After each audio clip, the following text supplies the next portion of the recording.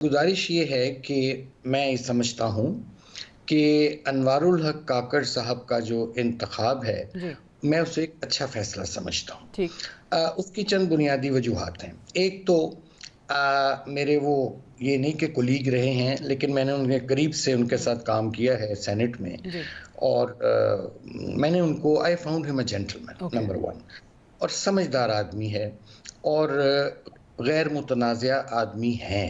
लेकिन अनफॉर्च्यूनेटली उसको भी मुतनाज़िया बनाने की कुछ बिल्कुल हलकों की ठीक। तरफ से हुँ। कोशिशें शुरू हो गई हैं, जिसकी मैं बड़ी खुलकर हुँ। मज़म्मत करता हूँ सही। और मैं समझता हूँ कि एक ये प्रेरोगेटिव था प्राइम मिनिस्टर का और लीडर ऑफ द ऑपोज़िशन का हुँ। और इसमें उन्होंने एक फ़ैसला किया और तमाम फ़रीक़ैन जो हैं उनको इस फ़ैसले को तस्लीम करना चाहिए। ठीक। अगर किसी को इतराज़ है तो फिर उसका हल ये है कि जब आइंदा जब भी इलेक्शन हो, तो आप कानून साज़ी करके मैं तो कहता हूँ इस टंटे को ख़त्म करें, ये पावर ही दे दें इलेक्शन कमीशन को। हुँ, हुँ। ना रहे बाँस ना बजे बाँसुरी। ठीक। भई आप you can not please everybody. अब हो दैट्स गया ट्रू। है, एक शरीफ आदमी आ गया है, उसको आगे करने दो, उसको बेस्ट विश करो, उसको गुड लक कहो कि चलो हुँ। भई चलो आगे जो तुम्हारे ज़िम्मे काम है उसको पूरा करो। बजाए इसके कि अब हर शख्स जौन-सा मैं देख रहा था कि वो कुछ लोग हैं, एक लॉबी होती है जो हर हर वक़्त जिनको कभी भी कोई चीज़ पसंद नहीं होती, जब तक उनकी मर्ज़ी की ख़्वाहिशात के मुताबिक ना हो। सही है। तो लेकिन हाउएवर हैविंग सेड दैट मैं समझता हूँ कि he is a good choice. ठीक है, but at the same time हुकूमत के कुछ इत्तेहादी हैं, उन प्रॉब्लम इस पे हो रहा है। अख्तर मेंगल साहब का जो नवाज शरीफ साहब के नाम एक ओपन लेटर है, आई एम श्योर आपने वो देखा होगा। उसमें एक तो इन्होंने इनके इंतखाब को किस तरीके से वो जमहूरी इदारों पर या जमहूरियत पर हमला करार दे दिया। उन्होंने कहा कि जी जमहूरियत के ताबूत में आखिरी कीले ठोकने के मुतरादिफ है, मुशावरत भी नहीं हुई है। एंड अदरवाइज़ भी अगर आप देखें तो अख्तर मेंगल साहब को पहले एतराज़ नहीं था। लाइक संजरानी साहब जो चेयरमैन सेनेट हैं, उनके इंतखाब पर उन्होंने साथ दिया, सीएम बलूचिस्तान के नाम पर उन्होंने साथ दिया, जो कि इसी पार्टी बाप पार्टी के ही कैंडिडेट्स थे। सो अब आखिर ऐसा क्या हुआ?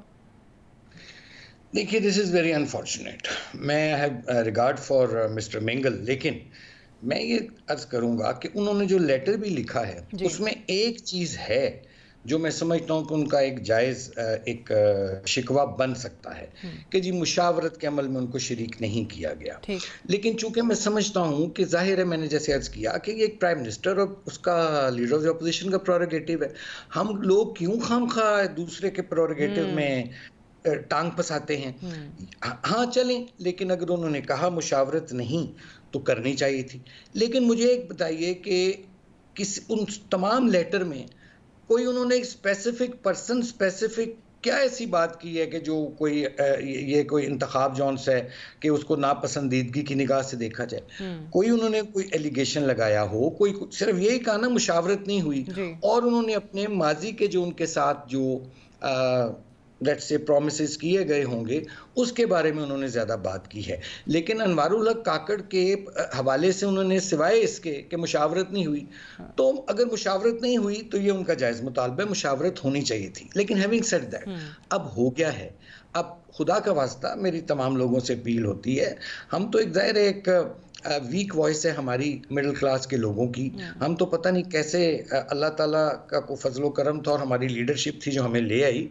वरना तो कौन सुनता है मिडिल क्लास की। लेकिन मैं यही कहूँगा कि अब चलने दें सिस्टम को आगे। आपका फ़ोकस ये होना चाहिए कि अनवारुल हक काकड़ जो है उसको जो जी। टास्क दिया गया है the hmm. Elections and facilitate the election commission, क्या बिल्कुल। वो उस पर पूरा उतरते हैं? हुँ। अगर वो उस पर पूरा उतरते हैं तो देन ही हैज़ डिलिवर्ड। अगर वो खुदा ना खास्ता उस पर कोई उनकी में कोई कमी बेशी आती है तो फिर आप बात कीजिए, फिर उनको क्रिटिसाइज़ भी कीजिए। हुँ। लेकिन ऐसे ही एक वो जो सास बहू वाला ठीक, जो मामला है ना, वो है, वो आई अख्तर डोंट मेंगल साहब के वो एक जुमला मेरे ख़्याल से वो ये भी था कि एक ऐसे शख्स का इंतखाब कर लिया गया है जिससे हमारे जैसे लोगों के लिए सियासत के दरवाजे बंद कर दिए गए हैं। सो वो एक तो मुझे समझ नहीं आई वो किस तरीके से, क्योंकि जैसे मैंने पहले अर्ज़ की कि बाप ही पार्टी के 2 और कैंडिडेट्स को वो ऑलरेडी सपोर्ट कर चुके हैं। But at the same time मुझे डॉक्टर किरमानी साहब ये बताइएगा कि जिस तरीके से ये तासुर दिया जा रहा है कि ये तो जी इनकी अपनी नॉमिनेशन ही नहीं थी या इनकी अपनी ख्वाहिश नहीं थी, इनको तो नाम ही नहीं पता था वज़ीर आज़म को या अपोजिशन लीडर को, तासुर ये देने की कोशिश की जा रही है कि ये तो कहीं और से नाम आया। देखिए अगर कोई ऐसी बात होती, let's talk discuss it in a logical reasoning, अगर कोई ऐसी बात होती तो प्राइम मिनिस्टर अपना उस पर तहफ़्फ़ुज़ात दे सकते थे, प्राइम मिनिस्टर उस पर बात कर सकते थे। अगर प्राइम मिनिस्टर ने इस नाम को कबूल किया बकौल राजा रियाज साहब के कि उन्होंने ये नाम दिया और प्राइम मिनिस्टर ने उस पर एग्री किया, तो इट मीन्स कि प्राइम मिनिस्टर को उस पर इत्तेफाक था। तो जब दो जो वो कहते हैं ना मियाँ बीवी राजी, तो क्या करेगा काजी? भाई हो गया मामला और जिनका प्रोरोगेटिव था उन्होंने उसको एक्सरसाइज कर लिया।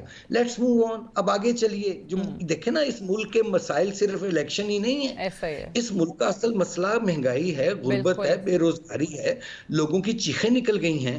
काश ये जो लोग आज एतराज कर रहे हैं अनवारुल हक काकड़ पर, ये कोई इकोनॉमिक प्रोग्राम तो दें लोगों को कि भाई तुम्हारी महंगाई में कैसे कमी लाएंगे हम, तुम्हारी गुर्बत में कैसे कमी लाएंगे। इलेक्शन आ रहे हैं, कोई रोड मैप दें, उस तरफ नहीं आना।